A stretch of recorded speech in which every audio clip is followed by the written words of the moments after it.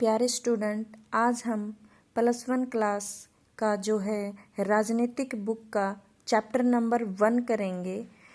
उसमें अभ्यास के क्वेश्चन हम समझेंगे और इनको आप समझने के बाद कॉपी पे राइट करोगे और अच्छे से साफ साफ राइटिंग में इसको लिखोगे।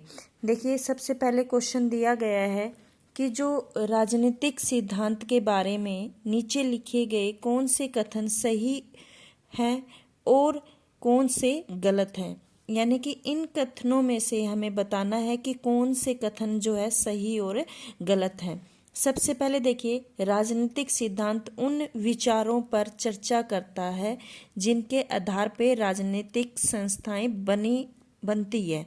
रियलिटी है बच्चों, राजनीतिक जो सिद्धांत है उनके बारे में ही चर्चा करेगा जो राजनीतिक पार्टी बनी हुई है। तो ये पहला हो गया हमारा बिल्कुल सही। दूसरा क्या कहा गया है कि राजनीतिक सिद्धांत विभिन्न धर्मों के अंतर संबंधों की व्याख्या करता है। बिल्कुल गलत है बच्चों। अगर राजनीतिक और धर्म दोनों इंटरफेयर एक दूसरे में करने लगे तो सांप्रदायिक झगड़े बन जाएंगे, देश आगे नहीं चलेगा। तो धर्म तो राजनीतिक से अलग ही रहता है, ये इसीलिए क्या हो गया, गलत हो गया। दूसरा देखिए, तीसरा, ये समानता और स्वतंत्रता जैसी अवधारणाओं के अर्थ की व्याख्या करता है। बिल्कुल ठीक है। ये जो क्या करते हैं, राजनीतिक सिद्धांत क्या होते हैं, समानता और स्वतंत्रता के बारे में जो है उनके अर्थ के बारे में व्याख्या करते हैं। ये भी ठीक है। उसके बाद देखिए, ये राजनीतिक दलों के जो है प्रदर्शन की भविष्यवाणी करते हैं। बिल्कुल गलत है। ये भविष्यवाणी कर ही नहीं सकते। कोई भी पार्टी ये नहीं बता सकती कि मैं आने वाले टाइम में इतना साल जो है सत्ता के अंदर रह सकती हूँ, इसीलिए ये गलत हो गया। उसके बाद देखिए, एक इम्पोर्टेंट क्वेश्चन है कि राजनीतिक उस सबसे बढ़कर है जो राजनेता करते हैं, यानी कि राजनीति उस सबसे बढ़कर है जो राजनेता करते हैं। क्या आप इस कथन से सहमत हैं? उदाहरण दीजिए। तो बिल्कुल हम इस कथन से सहमत हैं कि राजनीतिक सबसे बढ़कर है। जो आजकल के नेता जो चीजें करते हैं उनसे ज्यादा बढ़कर राजनीति है। देखिए कैसे बताया गया कि राजनीति उन सबसे बढ़कर है जो आज राजनेता करते हैं।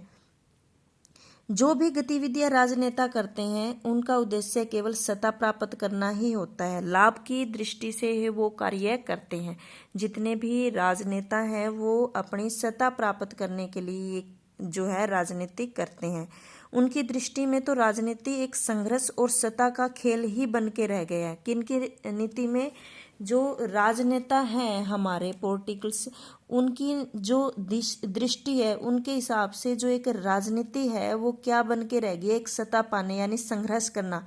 एक दूसरे से लड़ते रहेंगे राजनेता, एक दूसरे की पार्टी से लड़ते रहेंगे और गद्दी पे बैठने के का एक खेल समझ के मतलब राजनीति को पाना चाहते हैं।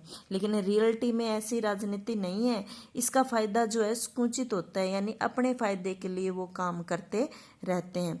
लेकिन महात्मा गांधी जैसे जो विचारक थे ना, उन्होंने क्या कहा था कि राजनीति सत्ता का कोई खेल नहीं है, राजनीति के कोई खेल नहीं है जो बंदे खेलते रहते हैं इससे, बल्कि ये क्या है, एक प्रकार की जन सेवा है। राजनीति क्या है, एक प्रकार की जन सेवा है, यानी कि एक आदमी को या पब्लिक को वो अधिकार मिल जाता है राजनीतिक में आने के बाद कि वो लोगों की भलाई के लिए कार्य करे। यानी जितने भी मंत्री बनाए गए होते हैं, जितने भी पॉलिटिक्स पार्टियां होती है, वो जनता के लिए सेवा करती रहे, यानी उनकी जनता के लिए ही वो सोचती रहे, उनके भलाई के लिए कार्य करते रहे।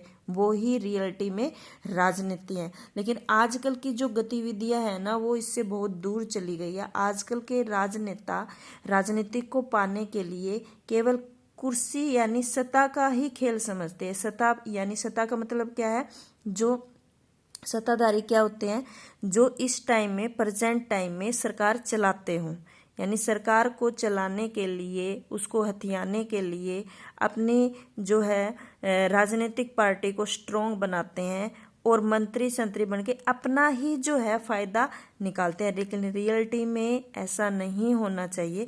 राजनीतिक तो एक जन सेवा का काम है। अगर कोई नेता बनता है तो उसके पास एक जन सेवा करने के लिए, लोगों की सेवा करने के लिए जो है एक अधिकार आ जाता है और वो ये काम कर सकता है। बच्चों, ये 2 क्वेश्चन थे, इनको हमने अच्छे से समझ लिया है। कल नेक्स्ट करेंगे।